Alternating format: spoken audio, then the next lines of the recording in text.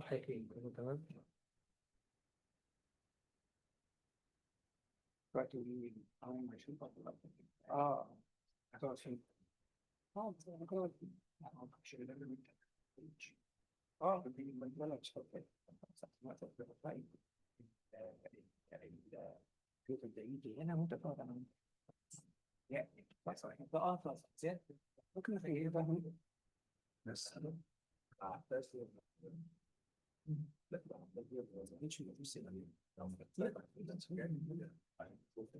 بس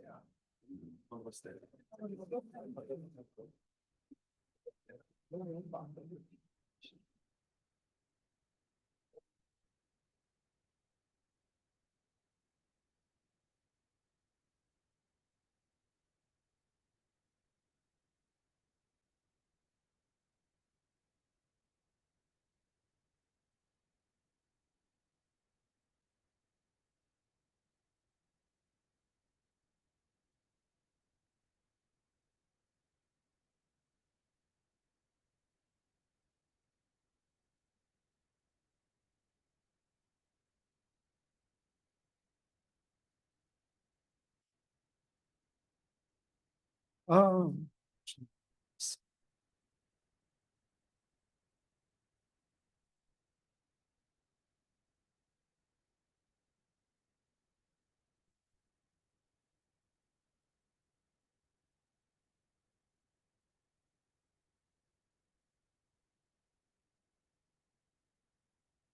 Hello, everyone. Welcome to this presentation. This is the really first time I come to this hall. I came to the wrong side, the old side, and I found apartments. I didn't know where I was. So, mashallah, it's a nice change. Yani. Now, in this event, I am first of all, my name is Waleed and Nemr. In this event, I'm wearing really three hats: the hat of AUC, the hat of CIRB, and the hat of DRBF. I have to explain this because I'm an AUC. I was an AUC student, master's student, and then I was Rabbana Akramni to teach in AUC, which was one of my best professional experiences ever. And this is an AUC sort of event because we have a graduate student. He's on his journey to his final stages of his journey to the master's, and this is really his research so far that we'd like to share his results with you. Part of his results, not all of his results. This is طبعا this student is Ziad Gawad. This is also CIRB with my affiliation to CIRB Egypt from 9 years ago. This is throughout the years, we have done several topics on dispute board. Dispute boards, I remember in COVID, we did a mock dispute board. I don't know how many of you would remember it, a mock dispute board session, where there was a sole adjudicator and I was, I think, the contractor, and there's another person as the engineer, and we had our debates. We had another dispute board event in person with Dr. Tariq Hamid once, and now the Dispute Resolution Board Foundation, my affiliation with that went back a few years ago, and throughout that we have done several, as my capacity as a country representative, and before I was regional director, we've done several webinars starting from COVID. We had the first Middle East MENA conference for DRBF, discussing dispute boards, and after that we had several MENA conferences as well discussing the dispute boards. One of the it was a very, very nice experience. The mergers between Ciarb Egypt and DRBF was in a conference that was hosted here in CRCICA. And it was a very nice conference. We discussed, and Dr. Ahmed Wali was in this conference as well. And we had a conference and a workshop and discussed dispute boards. And one of the most, if you can say, prevailing themes in all these events that I've talked about is this several questions. I'm reading here from my notes, so I don't forget. Why are dispute boards not heavily used in the construction industry in MENA region and Egypt here? Why is it when we have a FIDIC contract clause, the clause for dispute boards is always struck through? Like, so it's always delete this clause and replace with this, delete this clause, as if the dispute boards is a bad name or something. And then, of course, what are the perceptions of dispute boards? There must be something that's making users delete these provisions. What are the perceptions? Are they misconceptions? If they're perceptions, are they true? Are they supported by logic, by statistics? And I even remember that one of our first events for DRBF for Egypt was an event that I was accompanied by Dr. Tariq Hamid and Dr. Sharif Al-Haggan, and it was in the Arab Academy, and we talked about I remember it was the variety of dispute boards, and also the one of our first online events I remember was about and I think the title was debunking the misconceptions of dispute boards. So this is another one of those events. Okay, so you can say, oh, here we go again. It's one of those dispute board events, but this one's different, because in all the other events we were talking about, international statistics, for example, but this one is actually from Egyptian soil. We have, this is a research done on Egyptian soil, interviewing Egyptian contractors, employers, trying to get to the bottom of this with a quantitative, to have a quantitative feel of why this is happening in Egypt. And of course, it's happening throughout MENA, but why in Egypt? And so we promise you this is a different kind of event, a very useful event. And as I mentioned, this is part of the research from Ziad Gawed. And just want to clarify, this part, as I mentioned, covers part of his thesis, not all of his thesis. So first, let me introduce the speakers, and then I will then start with just the order of how we're going to do the event, and then we'll continue. So Dr. Samir Izzeddin is someone who is غني عن التعريف, as we say. He's one of the pillars of the construction engineering department at AUC. Myself, I was fortunate that he was one of my internal examiners at the master's at AUC.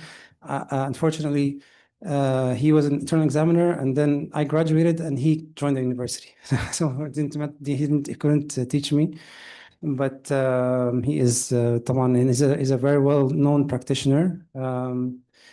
We have also Anne Russo online, one of the pillars and she's waving, so one of the pillars of the Dispute Resolution Board Foundation. I've worked with her as the DRBF, and I have to say she's one of the most positive, charismatic people I've worked with, and I really enjoy really working with her and with the DRBF.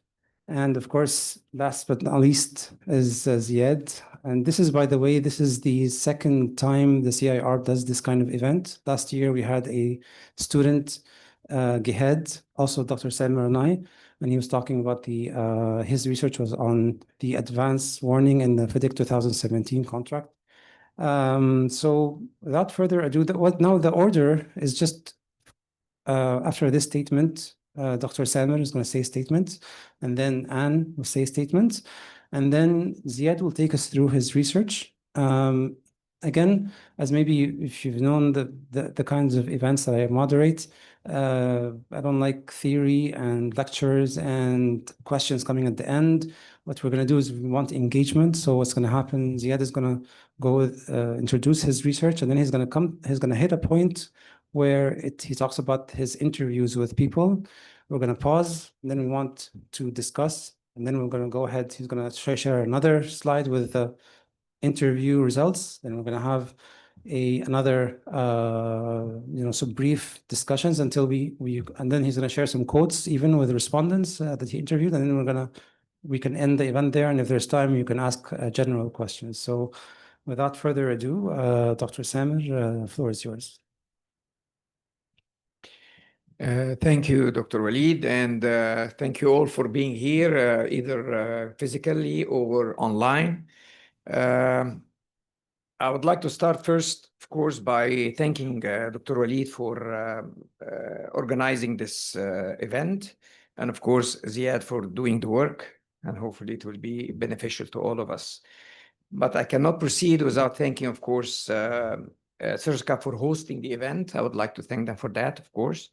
And definitely the Charter Institute for Arbitrators, of course, for their continuous support to many of our students as well, graduate students, that is, and for topic selections. Of course, Ms. Anne Russo, it was a pleasure to deal with her on this event and to discuss with her the outcome of the results so far. So her presence here as a representative for the Dispute Resolution Board Foundation is much welcome, and I'm sure she's going to be talking more about that later on.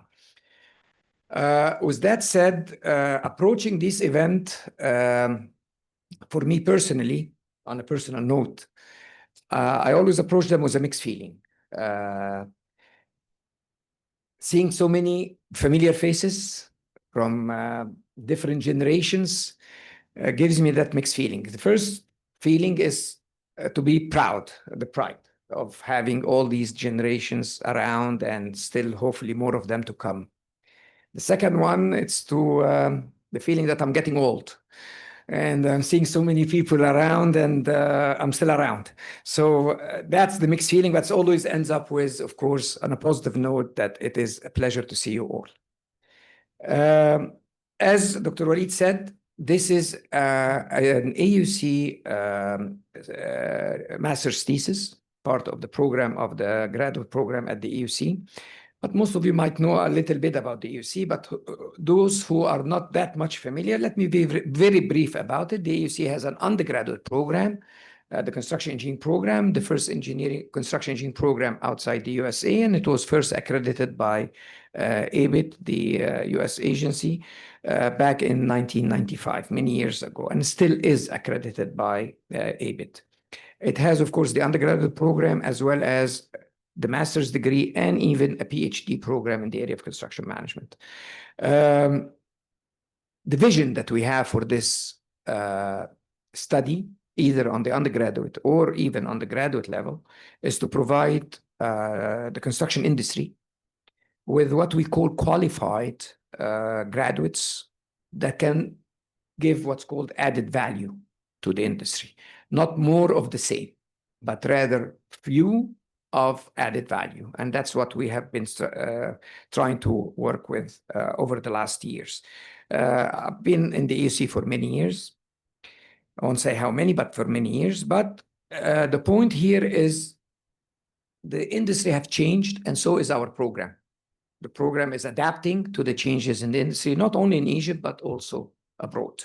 And we try to include in it and respond to the changes in our industry, which brings to the point that Dr.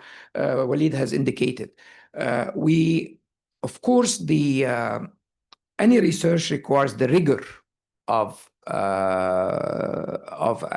academics, but also we insist on the practicality of the outcome and to make sure that's useful for the industry. And that's actually where we are always trying to achieve both the rigor of the academics plus the practicality of the industry. And we have had many successes with that. Also, as Dr. Waleed had mentioned, this is not the first event, probably, and there'll be hopefully more. But we had one, I think 3 years ago, we had one with one of our, it was during COVID time, I believe, was GEHED. And it was also of the similar nature. And now Ziad is coming in with his new topic, and hopefully it will be more to come. Before I give the floor to Anne, I would like to just mention the fact that the point that Ziad is taking or approaching is the dispute board perceptions in Egypt. Like any kind of a unbiased person, which we should be, by the way, we should not start the discussion with, are we with or without, before we build enough background. And that's the whole idea of where we are here today. We are not here coming with a pre-specified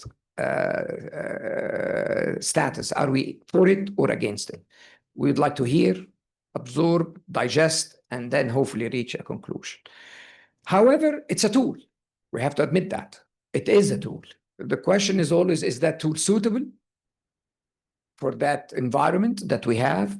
And if it's suitable for that environment, is it suitable for all kinds of projects or for specific projects? So that is what we are trying to respond to.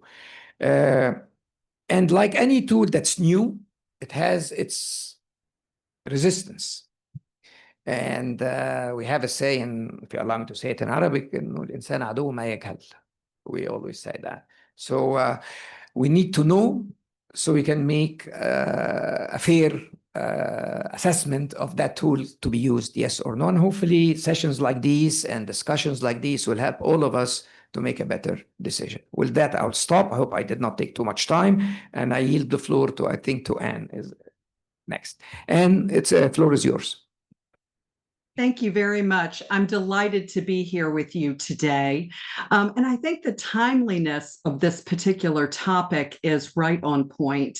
The dispute board process started 50 years ago this year. So 1975 was the very first time that a dispute board was put into place.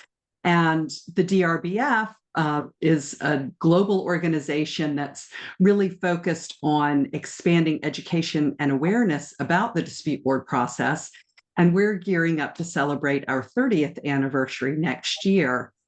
Despite these great milestones, there is a continuing need to talk about how dispute boards work, and to use your point, the environment and the types of projects that they're best for.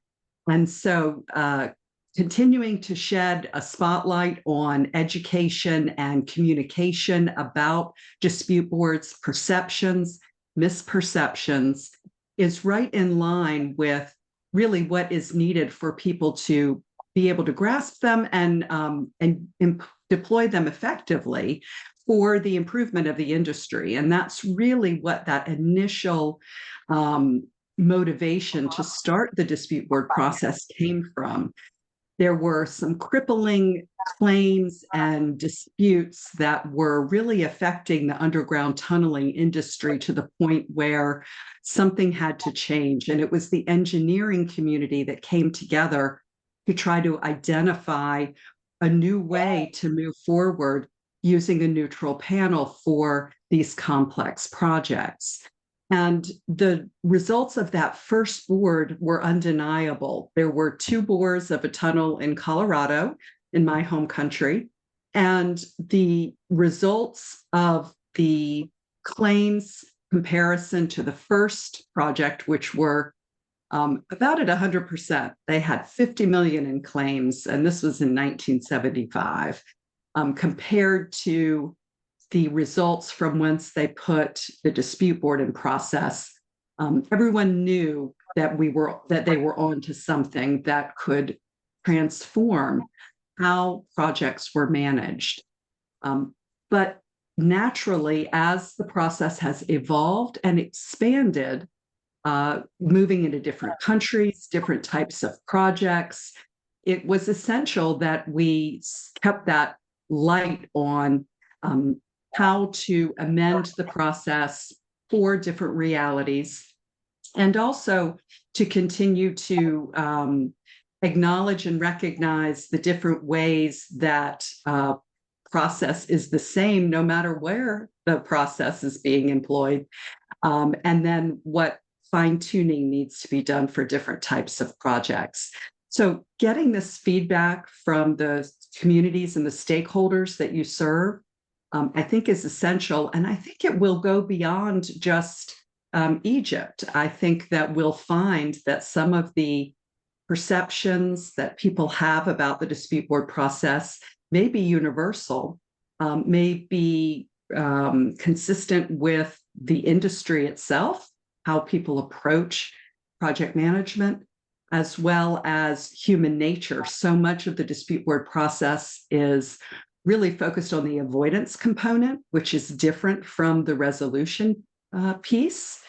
And dispute avoidance comes from human interactions, open conversations, discussions, getting issues out on the table so that they can be dealt with and resolved without further escalation. And human nature is often, we find, consistent no matter the country that you're in. So I'm really grateful and commend this group for keeping the spotlight on these issues, keeping the dialogue open, and being part of this collaboration to continue to strengthen people's understanding of when, where, and how to deploy an effective dispute board. So thank you for this opportunity today, and to continue this dialogue in reaction to some of the results that have come forward in this study. Thank you very much, Anne. Ziad, floor is yours. Good afternoon, everyone. Thank you for being here. I want to extend my pleasure to share the stage with Dr. Samir and Dr. Waleed today. Today, I will present part of my research regarding understanding the prevailing perceptions regarding the usage of the dispute board in Egyptian construction industry. And here is the agenda of the presentation. First, I will give a brief introduction on the dispute boards. Dispute board is an alternative dispute resolution method used widely in the global construction industry. Dispute board key purpose is to resolve and prevent disputes in real time, minimize the disruption, and avoid costly delays through issuing recommendations and binding decisions. These are the types of the dispute boards. First one is a dispute review board or dispute recommendation board. It issues non-binding recommendations to the parties unless asked to decide. Second type is a dispute adjudication board. It provides a binding decision and yet can be final unless either party provide an also dissatisfaction. Third type is a combined dispute board, which is a hybrid model. It uses the above approach of the two approaches of the above dispute boards and dependent on the dispute's nature. Despite being internationally successful dispute resolution method, yet its usage in Egypt is still minimal. Key factors contributing this, lack of awareness, one of the factors, misconceptions regarding the cost and the complexity of the dispute board. Also, as Dr. Samir mentioned, the natural resistance to adopt a new or unfamiliar system. Also, the culture and legal aspects play a role in hindering the adoption of the dispute boards. I will talk about the methodology of the research. It's a mixed method approach, combining the literature review with the interviews, where the literature review focus on the global adoption or the global how the dispute board perform globally against the local perceptions mentioned in the literature. Then a semi-structured interviews were conducted using the results of the literature review, where the interview questions were categorized and quantitatively analyzed to identify how the dispute board actually performed in the Egyptian construction history through 4 aspects: its effectiveness regarding the dispute resolution, its cost and time impact on the projects, trust and perception of the parties regarding the dispute board in the project life cycle, and the identified deficiencies encountered in the existence of the dispute board as a ADR. The interview questions were, the experts were interviewed, and based on their experience, direct experience in projects that use dispute board, and these projects were the basis of our sample size in the thesis. And here are the projects we collected throughout the interviews. We had 4 airports. These projects are in Egypt, all in Egypt, 4 airports, 1 railway project, 4 commercial projects, 3 water plants, and 1 museum. Here I will talk about one key factor or aspect in our thesis, and it talks about the trust and perceptions around the usage of dispute board in Egypt. We asked the experts the following question: which issues most influence the stakeholders' trust in the dispute boards? And here we are curious to hear your thoughts about it. Was it the expertise of the members? Was it transparency of the process, the timeliness of the decisions, or the cost effectiveness? I think Continue, Ziad, and when we reach to your results, and then we'll ask. The answer for this question, the interviews, the results are. Before we go into the questions and answers, I think let me, if you go back a little bit, Ziad, I mean, the methodology that we use in any research has to be clear for all of us, really. Is that first you have to read what's out there. And in this case, limited literature review is available for the Egyptian market. So we had to look, or Ziad had to look for what's outside, and then try to assess all of this into some kind of specific questions that are pertaining to the Egyptian market and to the Egyptian industry, and tackle the experts in Egypt. Yes. With those questions, try to get the feedback from the Egyptian, from them on the Egyptian perspective. And I think you try to make it, the projects, you try to make them mixed. That's why you had the table of having different kind of projects. But as you have probably noticed, most of them are of large cap infrastructure projects. And the people working on them is the people that you had targeted with your questions. And maybe we should clarify that the number of years of experience was a factor, and the previous experience with that kind of situation was also a factor. Now, with that background, you started getting the results of those questions. If you can go back to the questions now. Okay, this is the first question, and this is the results of the question. The results showed that the cost effectiveness of the dispute board was a major factor, which was a key role influencing the trust of the parties regarding the dispute board. This was followed by 2 factors: the timeliness of the process itself and the dispute board member expertise, which was also a factor affect the trust of the parties regarding dispute boards. Yeah, thank you, Ziad. Now, before we take we'll have an engaging session. I have a question, actually, and a comment on something that Ziad had mentioned in the very beginning of the slides, but actually it's a part that in the DRBF conferences is a really major observation that we had, maybe a major conclusion. So I want to say conclusion, but something that we have reached. As Ziad mentioned, you have different types of dispute boards. You have the ever famous FIDIC dispute board, which is the Dispute Adjudication Board. 2017 is called the Dispute Adjudication and Avoidance Board, because as Anne mentioned, the dispute board's role is not just to resolve disputes, it's to avoid them in the first place. But then there's something called the the DRB, right? Dispute Resolution Board, or Dispute Review Board, as it was called earlier on, and that issues recommendations. Now, one of the things that we have, so the first one issues binding decisions, second one issues non-binding recommendations. Now, one of the things that we have tackled in the DRBF in previous conferences is the MENA region, and I would say Egypt, is it well suited for DABs or DRBs? Why do I say DABs versus DRBs? I want you to imagine, also all the practitioners here would, of course, relate to what I say. If this is there's a government project, and I personally encountered this several times, and a decision says, you employer, you're going to pay the contractor $50 million in this dispute that was like a war zone on the price escalation it was a war zone for, like, say, a year and a half, and then end of the result is the contractor needs to get $50 million.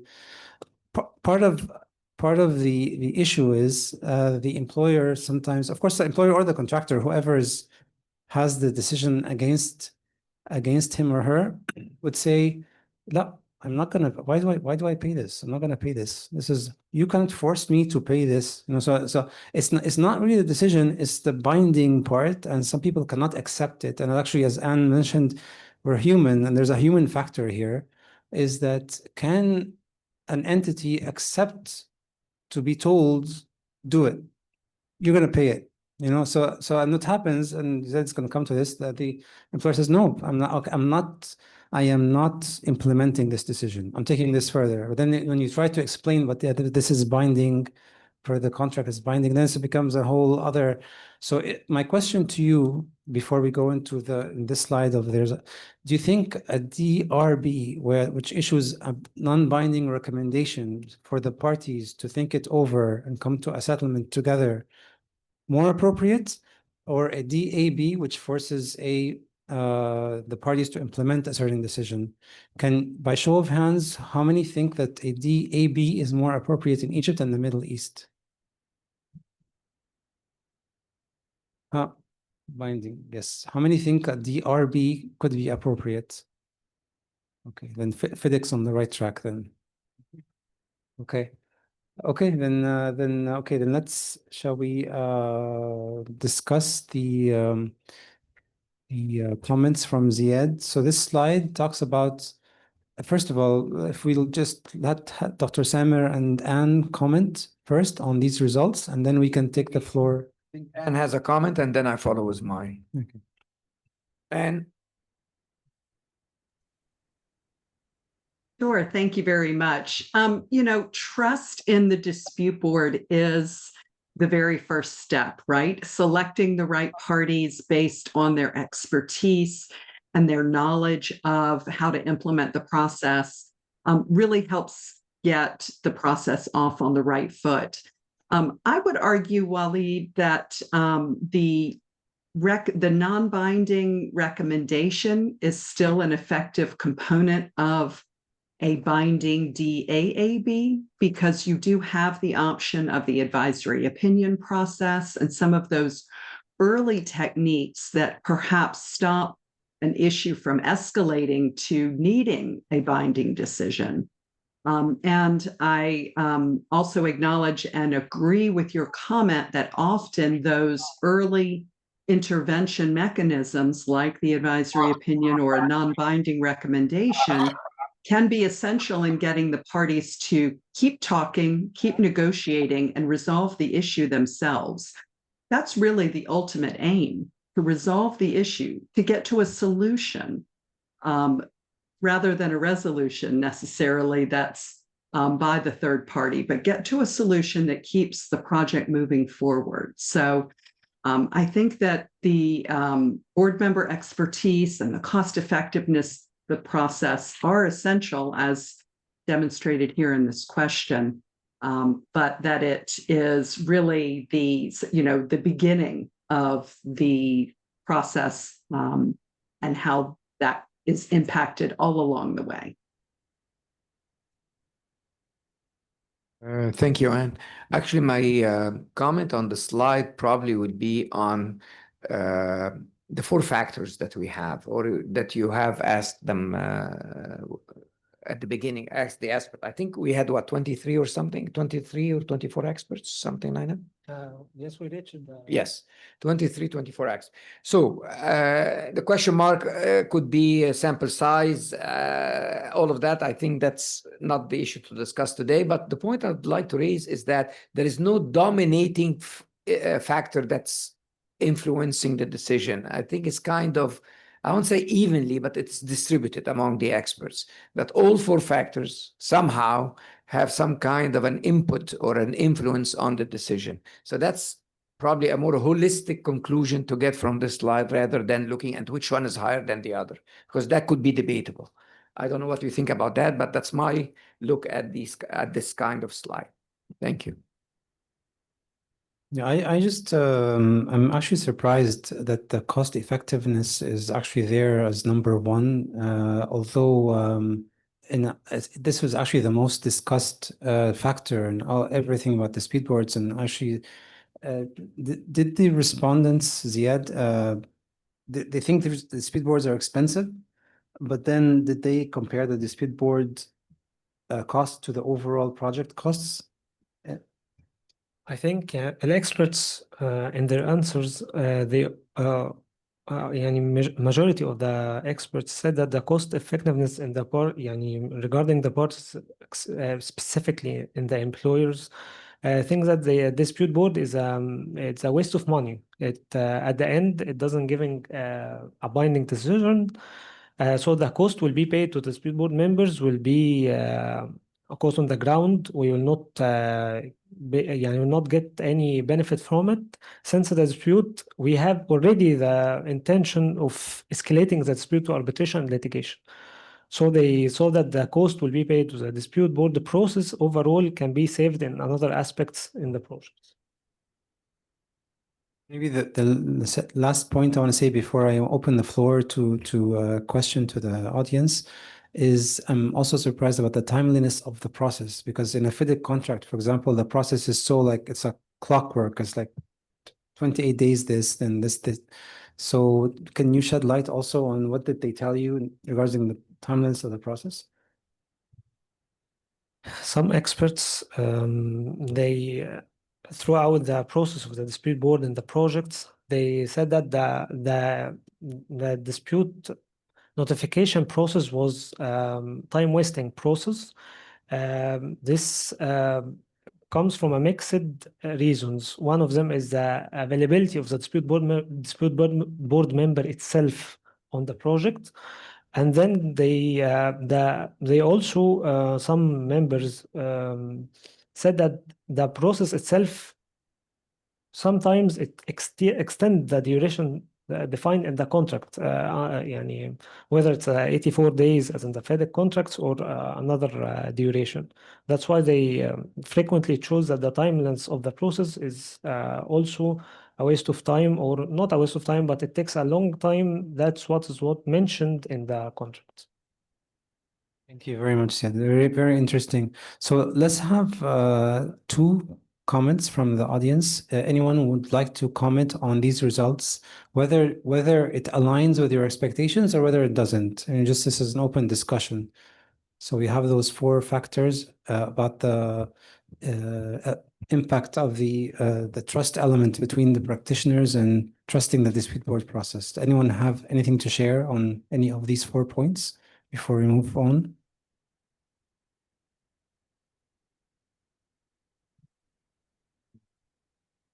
Okay, so then let's move on, Ziad.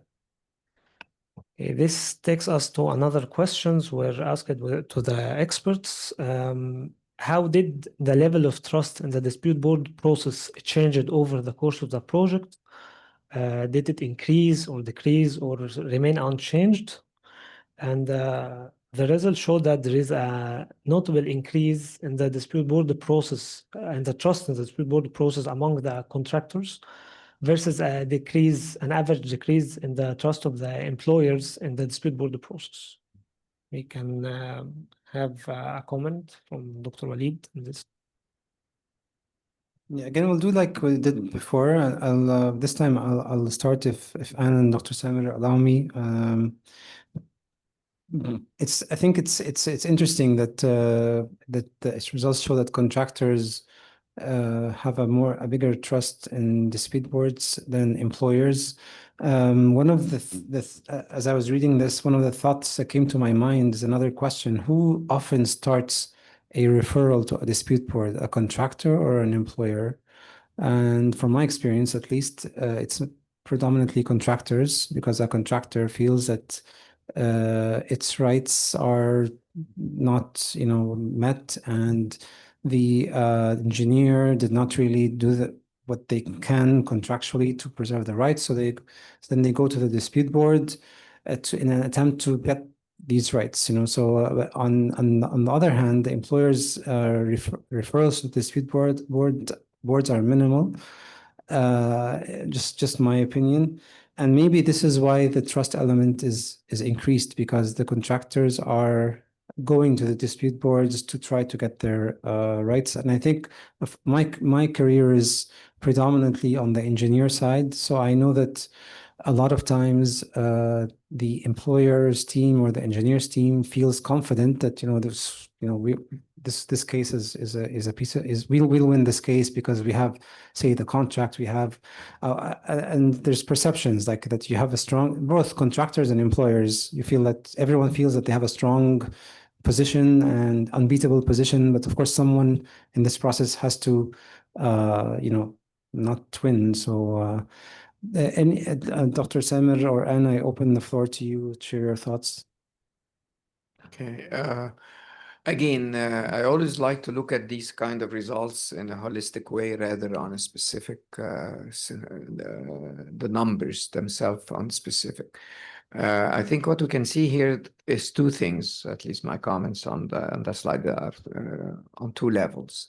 The first level is that typically the owner's involvement from the engineering point of view are limited in general. It's more on the commercial or investment level. So they don't have maybe previous experience with these kind of resolution mechanisms. And that could be one of the reasons why the trust is not so high in the process itself.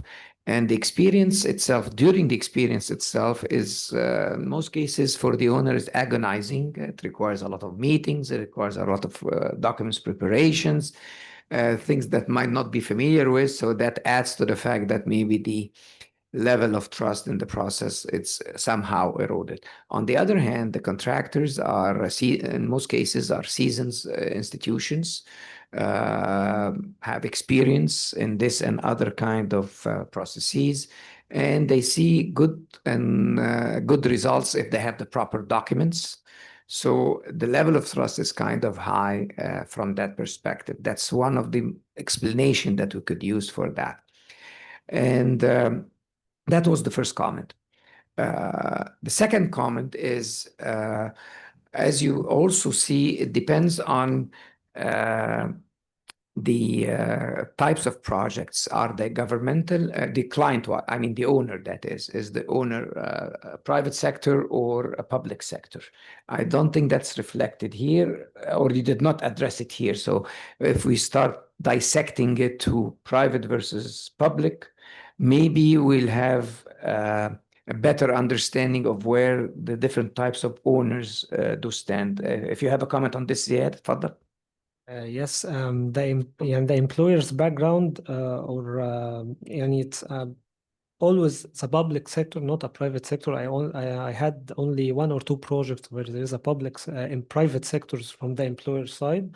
Aside of that, all the projects were from a public sector, and all the projects are mainly funded from an international organization, which enforce the dispute board being within the project cycle. Unless that, all the private sector project that even I have an experience on doesn't include the dispute board clauses deleted overall. So that's answer for your question. And do you want to add something on this? Yeah, the only thing I would like to add is I always get a little hesitant when I hear people talk about winners and losers in this process, because I recognize why we use that language. And I think if one party was consistently having the decision against them, that might affect their trust in the process, right? But the most important piece is that effectiveness of the dispute board in explaining the reason for its decision, even in an advisory opinion, explaining why you think something based on the facts of what's been presented.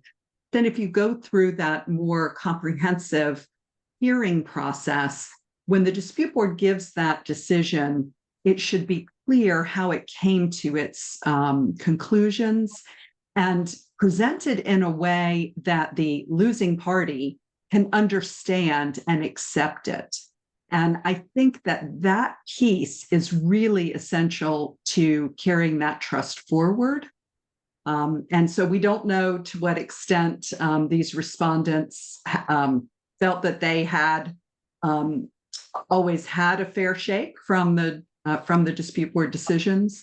But that's a piece that I would encourage everyone to lean into, the effectiveness of the board in conveying its decision, so that it can be accepted not only by the people who are around the table, but to those that they may be elevating that answer up to in their organizations, so that there can be acceptance all along the chain. Should answer the audience if they have experience. Yes, before asking the audience, I just want to say some very important comment. Again, I support what Anne said about winning and losing, and actually one of the main, in my opinion, advantage of a dispute board, which I, from my practice, learned through several projects, and I wasn't really a supporter of dispute boards at all. I was the opposite, actually. After I had the experience of two experiences, I was the opposite of this. I did not support dispute boards at all, but I became an adamant supporter of dispute boards, because the only thing that parties are concerned about winning and losing. And unfortunately, I heard it several times, but the only thing they're not thinking of, which they should be thinking of, is the project. It's not about winning and losing, it's the project. And in my experience, there were several projects that just there's cost overruns and time overruns, and just because this dispute keeps lingering, had the dispute board been there and a decision was made with an effective explanation, as Anne has mentioned, and not only that, if there's an avoidance and tactic or a recommend as a sort of expert advising the parties about something, projects would have had a faster pace, or the cash flow would have been better. So this is, to me, is very important. What's the best interest of the project? It's not either party. Now, with that, please, I would like you to share your thoughts on this issue of the trust element. And of course, what we have here is the contractors having a better, more trust of the supports over the course of the project. But please feel free to share your thoughts. I would like to ask a specific question. Is that any of the audience, either online or with us here, selected the process or was involved into project where the dispute board was selected without a dominating party enforcing it?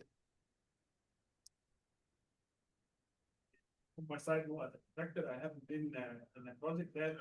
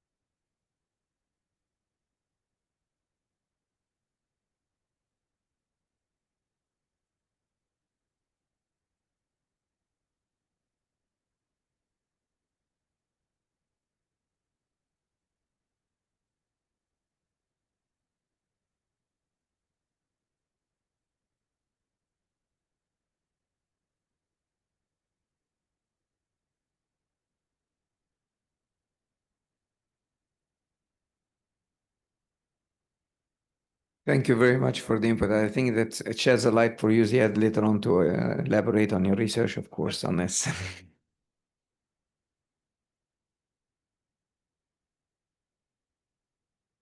Any further comments? Yes, okay.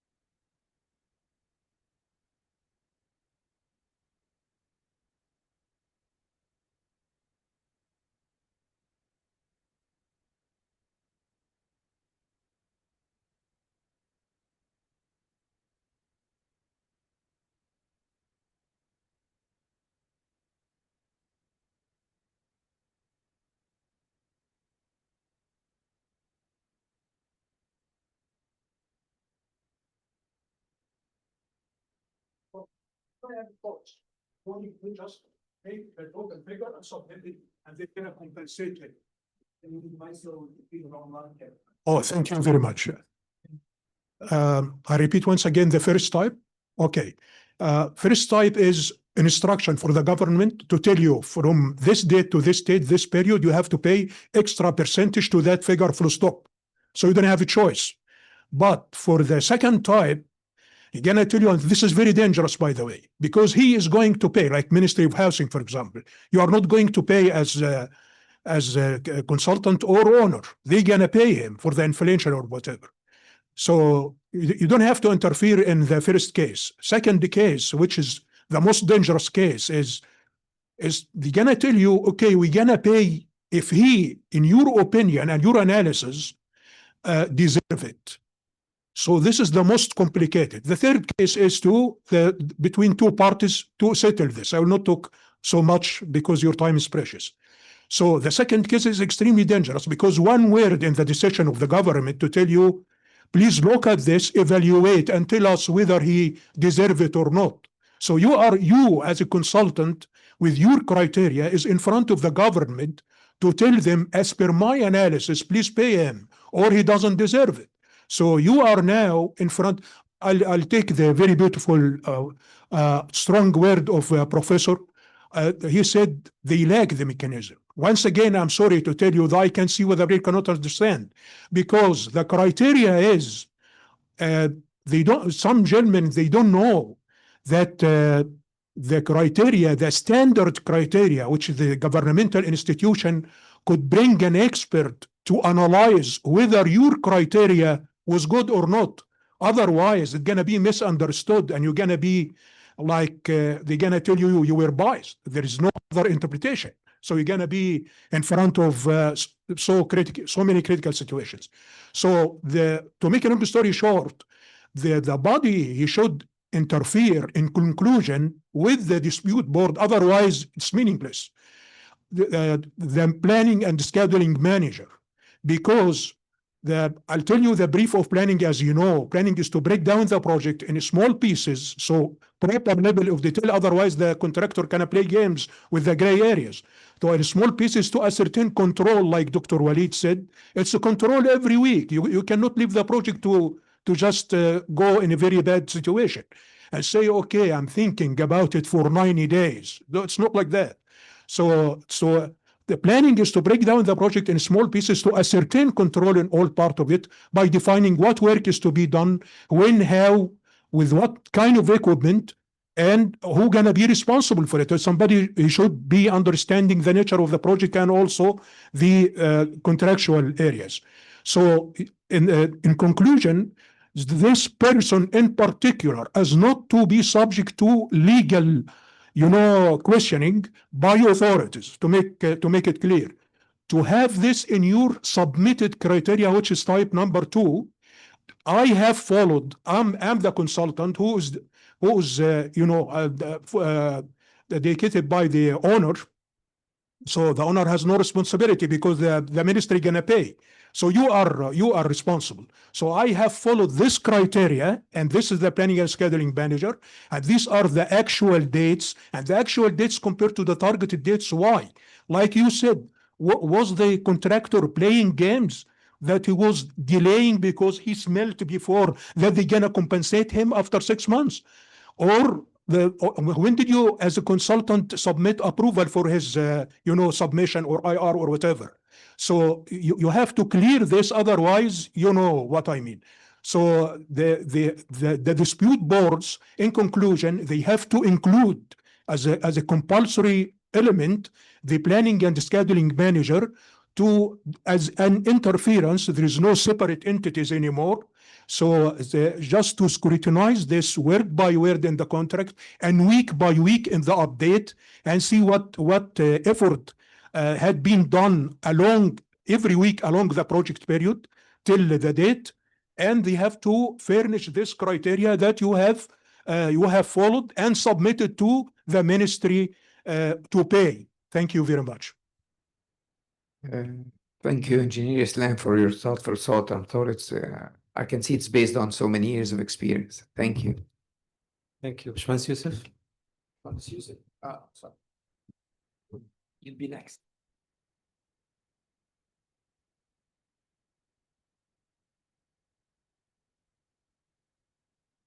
Bashmans Yahya. في عند البutton. Please don't have to say. Hello? Can you hear me? Okay, we're good.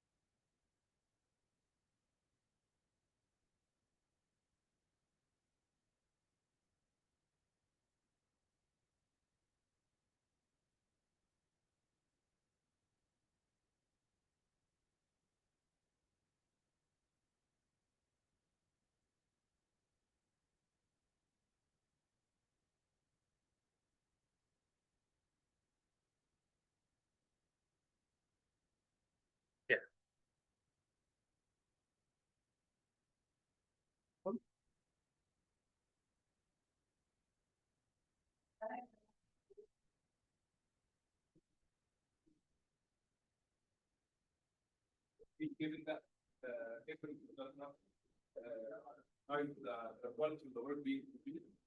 So I think like this graph makes perfect sense, especially for the engineers. Okay, do I have to repeat? Okay. Okay.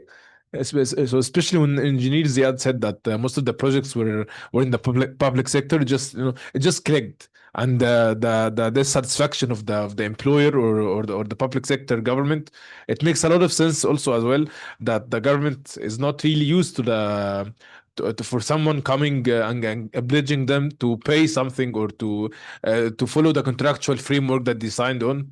So I just wanted to comment on the very interesting findings that you got. Thank you so much. Thank you. Can we just have one more comment, and then Anne, if you have any comments on the comments?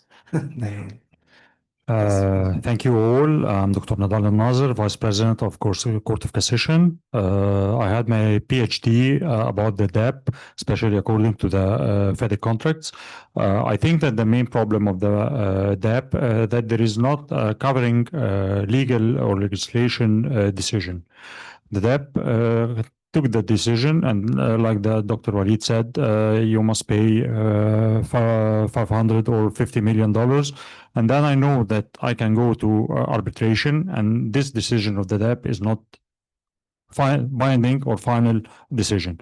So I think that the main problem that facing the adjudication board is there is no covering legislation, or there is no legal support that can give the decision of the DEP the enforcement for the parties to respect this decision. So they took the decision of the DEP, and they know that at final step they were going to arbitration. And this is the main result that we had in my thesis. But I think, again, I'm sorry, Dr. Waleed, but it's a very practical tool to solve many problems, especially in the construction context, because there are many details in construction contracts. And then when we get to the arbitration, we got according to the papers. But the DEP can visit the site and can do many things while the project is working, the project finished. I'm not against your opinion, but I'm defending my PhD thesis. Thank you all. You should, of course. Yes. And you would like to comment?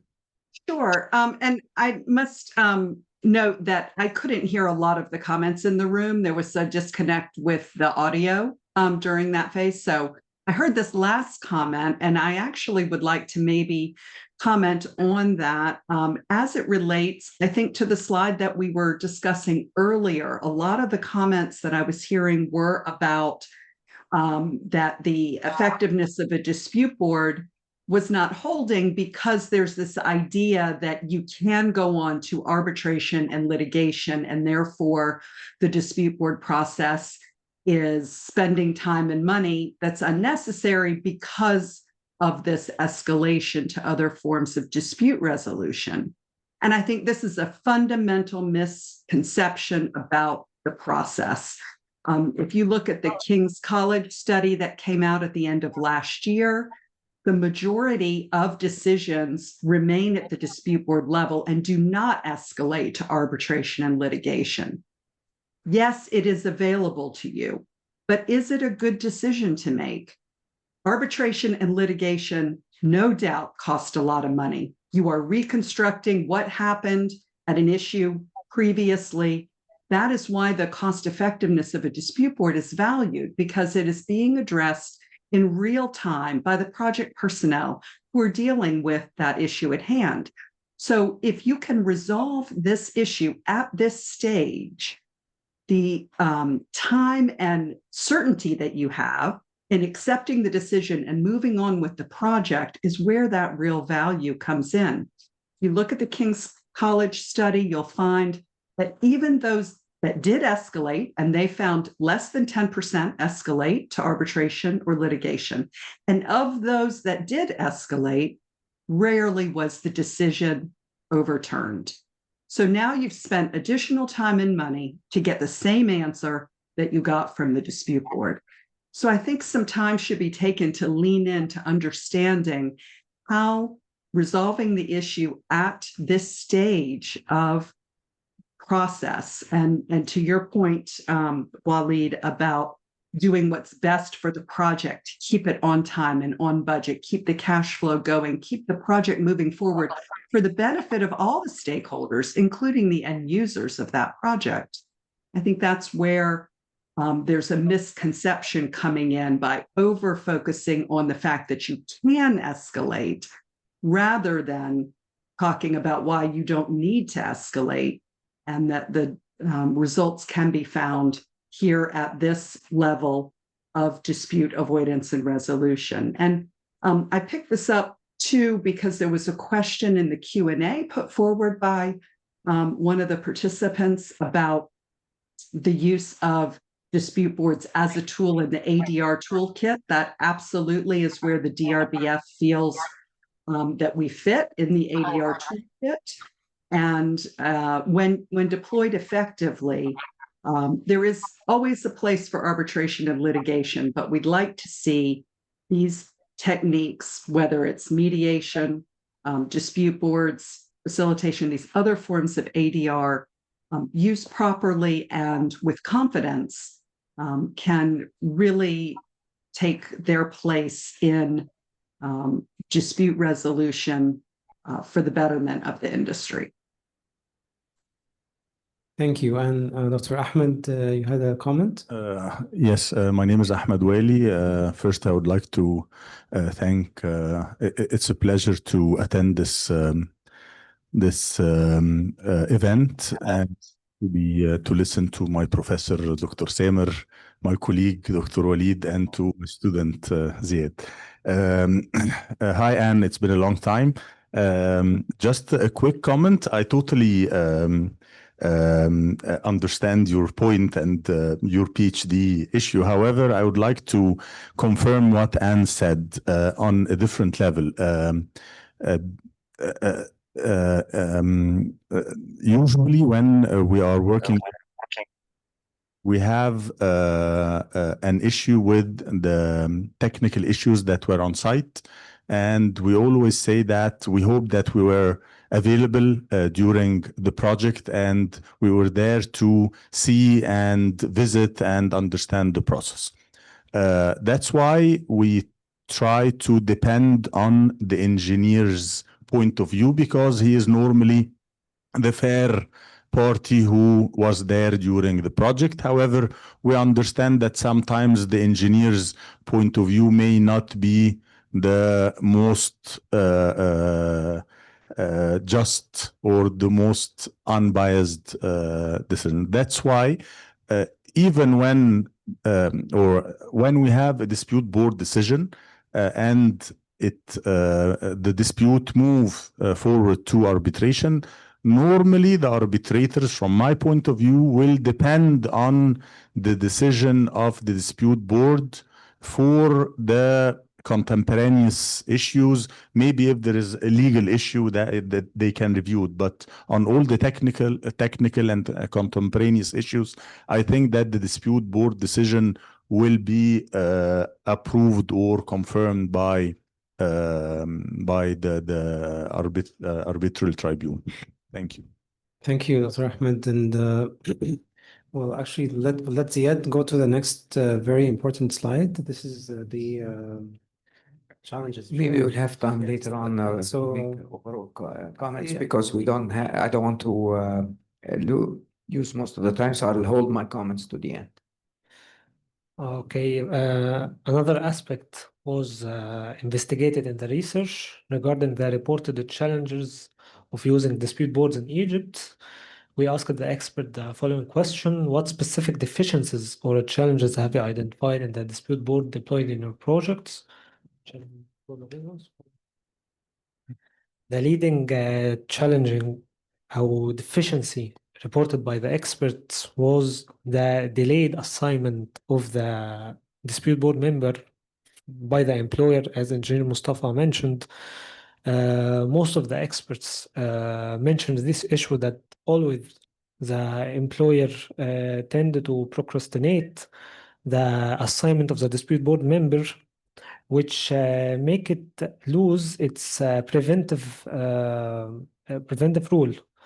Another deficiency reported usually is the employers reluctant to cooperate with the dispute board members. They tend to delay the reporting process from the employer's side.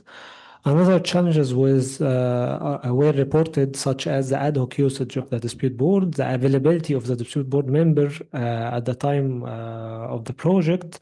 Also, the enforceability of the dispute board member was a deficiency reported frequently. And also, there's a reported deficiency which was deliberated by Ms. Anne and Dr. Waleed, Dr. Tariq in previous webinar, related to that the decisions is not issued in accordance with the contract. Decisions is issued as a middle ground solution between the parties. Thank you.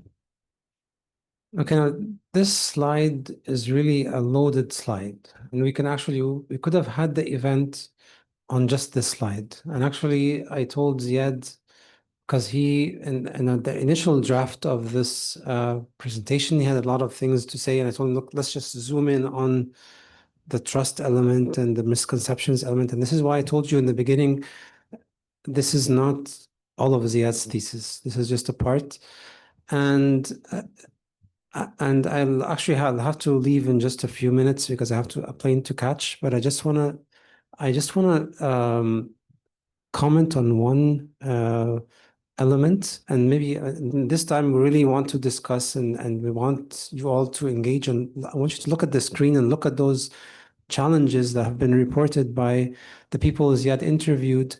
And by the way, Ziad interviewed practitioners, people who use the dispute board process, so don't get also taken by experts in dispute. It's just people who went through the dispute board process. So this is the pulse from the industry. And one of the things that always comes in all the dispute board events, when we talk about whether in MENA, whether it's Egypt, whether it's Turkey, whether it's whatever, is the issue of enforceability, which I believe was you mentioned. And the issue of enforceability is that, are dispute board decisions really enforceable in Egypt? Would you go to an arbitration or a court and they would enforce this decision? The answer is no. Although Dr. Ahmed Wali and I had a very interesting debate in the MENA conference. I don't know if you remember Dr. Ahmed, but so Dr. Ahmed would say he had he was, I think, supervising a PhD on this very topic, and I think enforcing a dispute board decision is not public policy من النظام العام. And then I was arguing with Dr. Ahmed, but the parties agreed in the contract that decision is binding, and therefore, since the contract is the law of the parties, then it should be legal. It has to be legal. It should be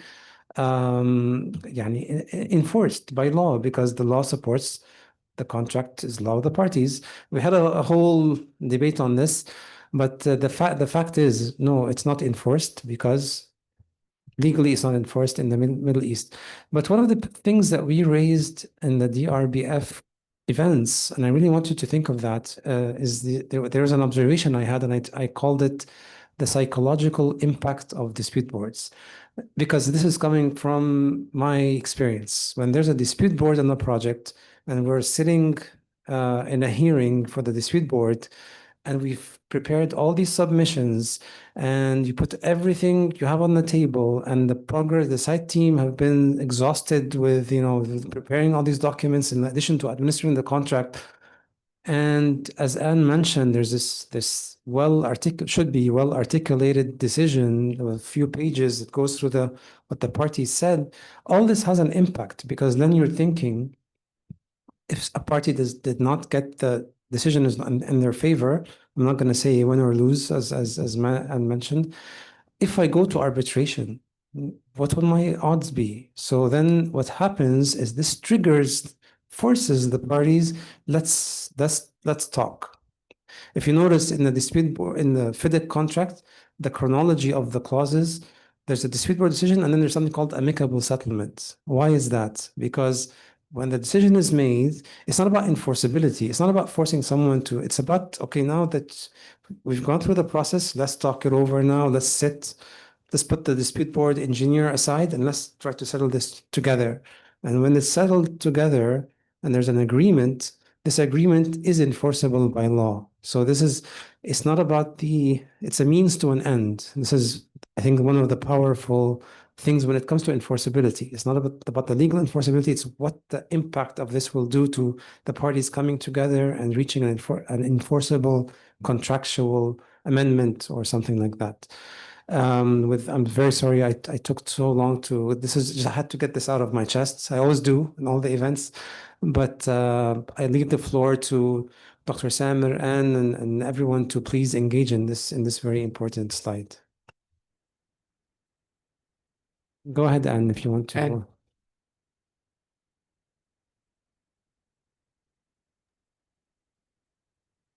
Yeah, I mean, we're in furious agreement, Waleed. Right? So I think the topics that you've just covered that are, in alignment with the things that we've been saying earlier, are certainly in lockstep, I think. And that's part of why I think we're looking at this feedback to identify the gaps in understanding and practical usage. I'd be curious to hear the comments from the other panelists. Thank you, Anne. Well, I think I would like to go back to what Dr. Nidal has mentioned related to, of course, your PhD work. But if I might summarize it, what you indicated that really the process does not have enough teeth, if I want to put it in a different way, it does not have teeth to enforce.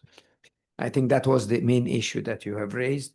And as such, it's taken lightly, if I may say so. But I would like also to acknowledge what Dr. Ahmed has mentioned, is that even though if it's not enforceable by law, it becomes somehow in the future enforcing or having a bearing on subsequent legal decisions by either arbitrations or another mean. So I think we should not look at it as is it enforceable or not enforceable. I think we should look at it, is it giving you enough thoughts about how strong is your case, and to take a step backward and see, should I continue with this, spend more time, more money, and as I said, if it's more of the same, what would change? So I think it's the word for the wise. I mean, to take it into consideration, and I think that's where the enforceability comes. It's not maybe legal, but it's more like a word of wisdom. That's the point I would like to make at this case. Thank you. Apologize, I have to leave now, so I'll let the floor to for moderation by Dr. Samir. Sure. Thank you all for have coming. a safe trip and make sure not to miss that plane. Yeah, we could have a case for them. Ziad, if you may continue, please. Okay, thank you, Dr. Samir. In the next few slides, we have chosen some of the interesting quotes from the experts who been reported in the interviews phase. And so one moment.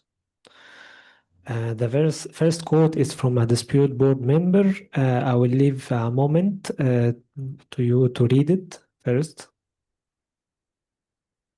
Maybe it might not be clear for everybody to read, so if you can go ahead very quickly. Okay, just a short comment on this quote, that there's an often confusion between the dispute board's rule and the engineer's rule. That's why it's important in the contract to define clearly the responsibilities of the engineer aside of the dispute board responsibilities. Another important quote from a dispute resolution expert, and this quote raises institutional barriers where the fear of accountability from a governmental agent make them always tend to reject the dispute board decision regardless of its merit, and tend to escalate the disputes to litigation or arbitration phase. Another quote from a dispute board member, that the employer is always reluctant to, and this also, we mentioned it in the deficiency slide, that is always reluctant, employers always reluctant to cooperate with the dispute board members, always delay the documentation or providing substantiation process. Unlike the arbitration, in the arbitration, the employer provide more cooperative spirit to provide its documentation. Last quote is from a contractor representative, and this quote focus on that I will suggest that the dispute board process, our dispute process reporting process, is very exhausting to the team, site team, and he mentioned that we can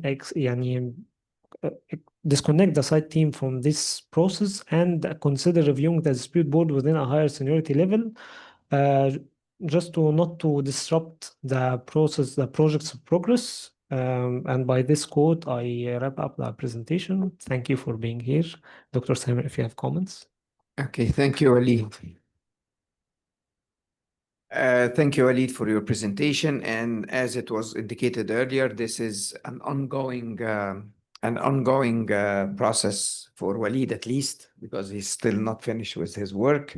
But I think it's a good point. It's a good stage where he would collect additional feedback from, of course, the audience and from others.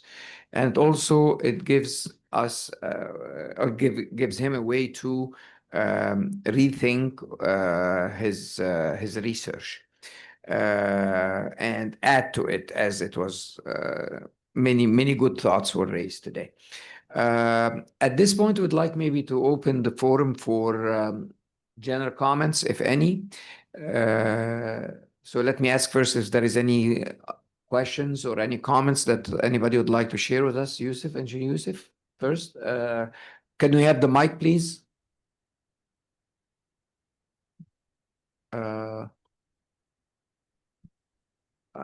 I think it's coming. It's coming.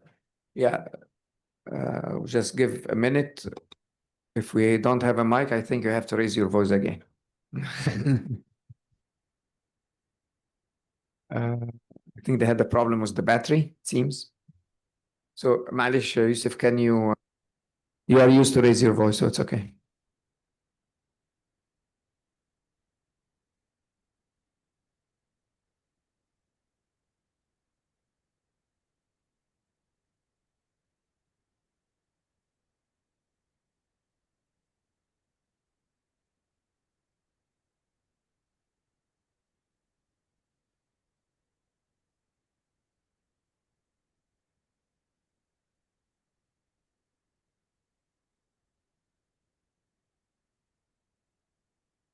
Okay, thank you for your question. I think that it is important to define an institution for selecting the dispute board members if either party failed to select the dispute board member in the time mentioned in the contract.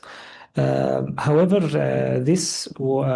some experts reported that sometimes the parties become more hesitating if there is an institution in force than on certain DB members, and they always tend to choose what they think that the dispute board member will be impartial and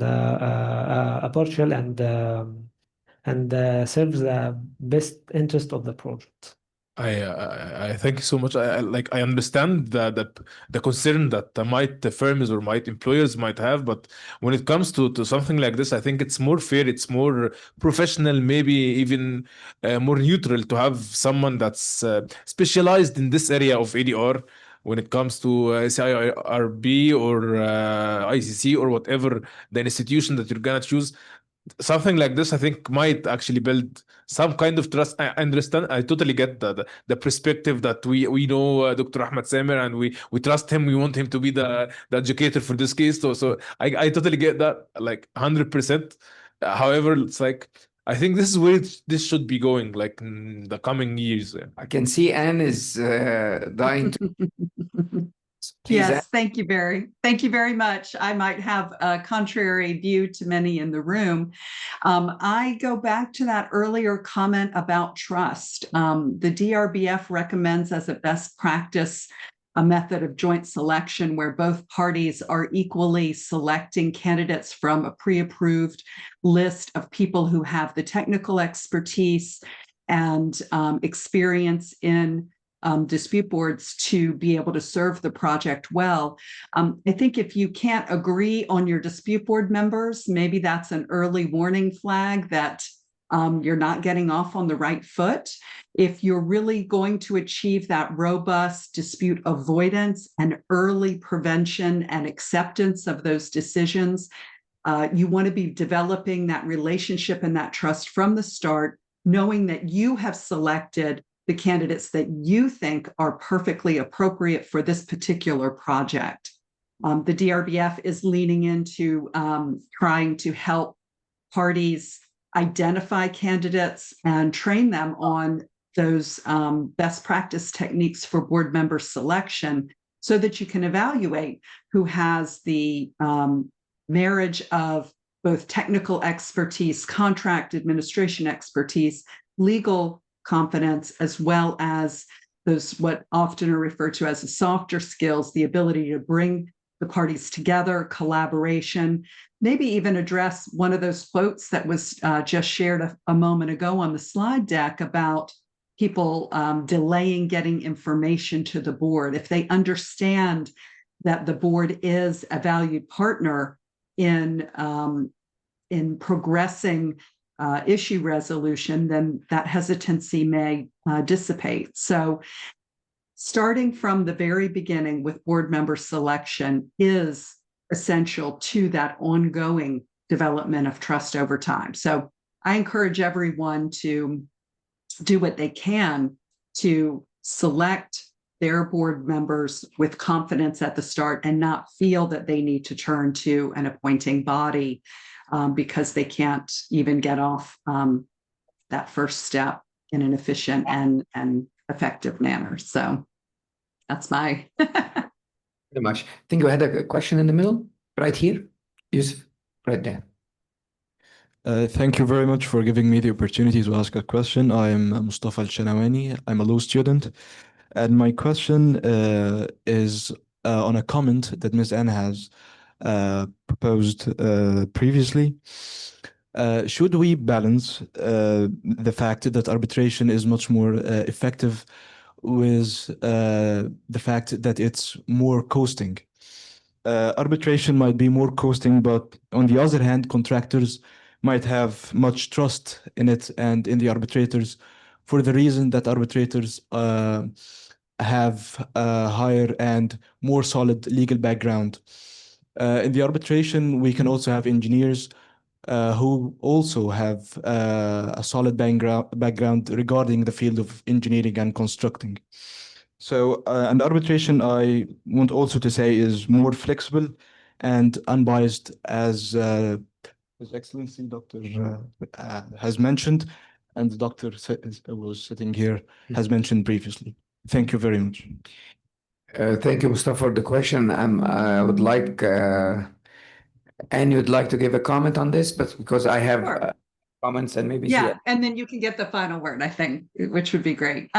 So I am not sure that arbitration is more flexible and more unbiased. I would say, yes, arbitrators are flexible and unbiased, but I wouldn't say more than the dispute board process. I think that you have a lot of advantages by having the real-time engagement of the board on the project, reviewing project reports, engaging with the parties all along.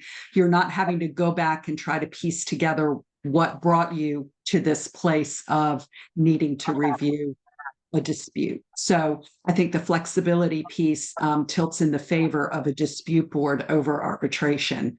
It is true that many arbitrators also serve as dispute board members, and there are some complementary skills, although they are very distinctive and different processes.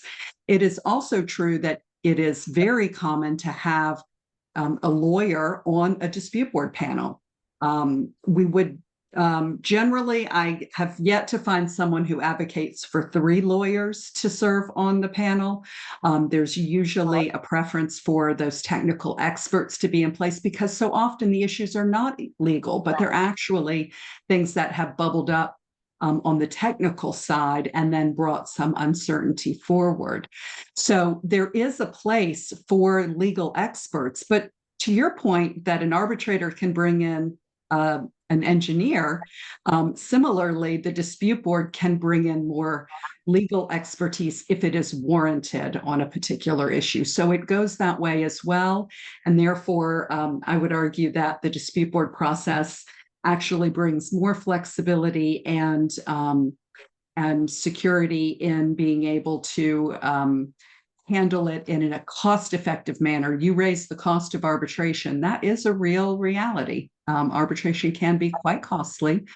And so I'm not ever going to say that one replaces the other. That is not true at all. There is a place for arbitration in the toolkit, but I don't think that there is a battle between the two. I think they both offer these advantages, and in some cases, the dispute board, if you embrace it and use it properly, can be more effective on some of these issues that have been brought forward.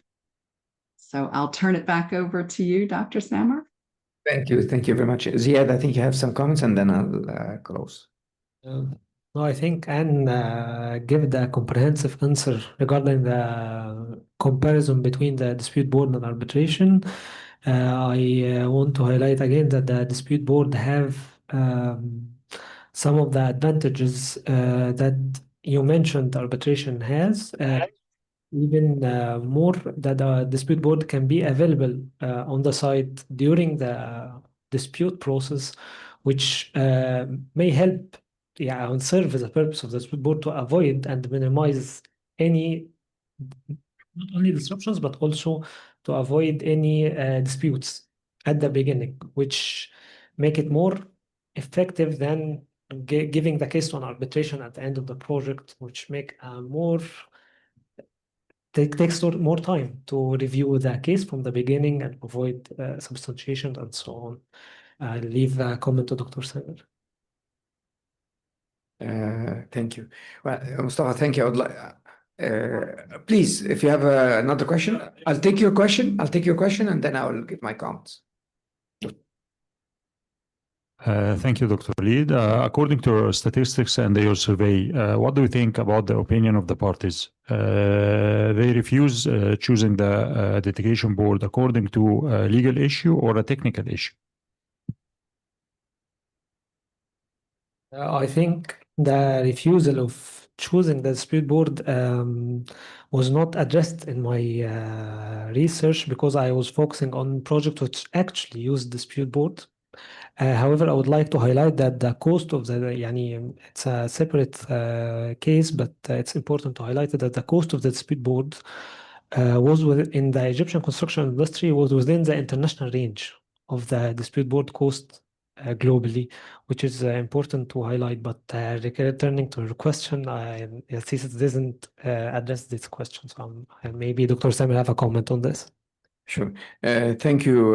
The question, Dr. Nidal, I will address it. But first, let's go back to the questions raised, to the very good question raised, of course, by Mustafa. Thank you for raising it. And I would like to maybe second what Anne has mentioned, is that we should not look at the dispute board and the arbitration as opposite ends, or as, I wouldn't say enemies, but as conflict in a conflictory way. No, I think in many cases, some of the audience have served some time as an arbitrator, some other time as on a dispute board. So the issue is not, we are not attacking the other side. That should not be the approach, and I'm sure we are not here today to advocate that. That's for sure. We should rather look at the advantages of each and see if we can use them.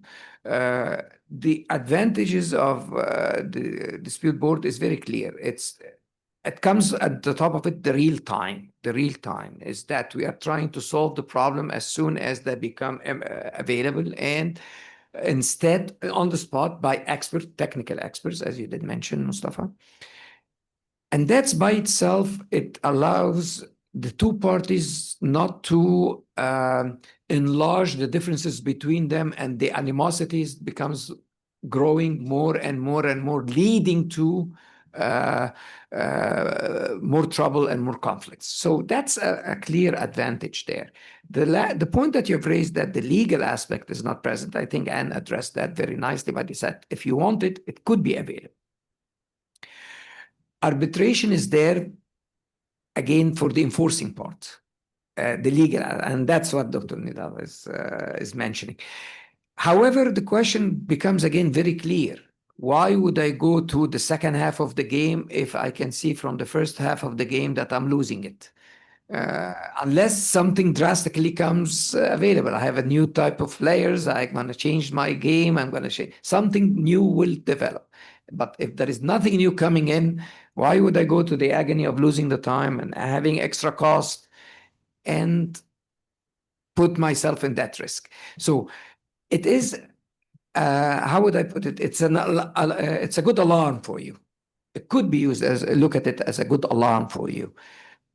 And to decide to proceed or not to proceed still, it's your right. If you want to still go to arbitration, nobody's going to deny you that right. But the question becomes is it worthy for you to waste the time and effort for it? So on my concluding remarks, I would like to say that there are not two options to select from at the end that complement each other. But the question, how much weight you want to put on one versus the other? That's what I would like to conclude my remarks on. But I would like still to see if there is any still pending questions. I would like to take them before we conclude. Any pending questions? Well, there is no pending questions. I would definitely like to thank you for this, for your time this evening and for your presence. And I would like to especially thank you. I know it's a Sunday, so that's all I'm going to say for you and for you to join us on your weekend. It's very much appreciated. So thanks again. And last but not least, I would like, of course, Dr. Waleed is not here, but I'd like to thank him for his efforts to organize this event. And Ziad, I think you have a lot of things to work on before you finish this thesis from this event. Thank you all and have a good evening. Thank you very much. Thank you. Yeah.